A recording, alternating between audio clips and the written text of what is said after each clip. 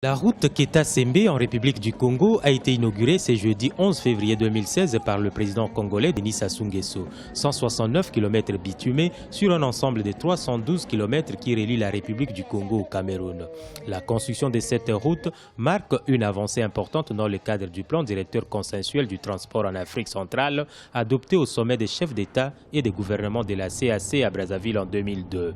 Il s'agit du corridor que le NEPAD d'une part et la CEMAC d'autre part a prévu en priorité pour que ce soit aménagé d'ici à 2020.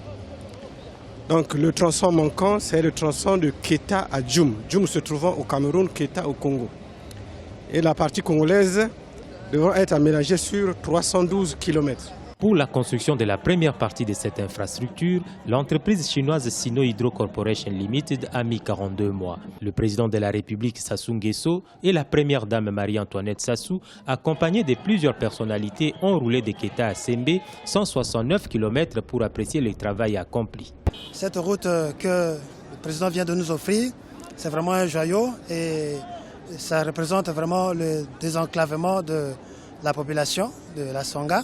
Et il nous voit pour vraiment très grande ouverte pour arriver au Cameroun. La réalisation des travaux du tronçon Keita-Sembe, qui entre dans le cadre des plans d'intégration régionale du NEPAD et de la CEMAC, a coûté au gouvernement congolais environ 54 milliards de francs CFA.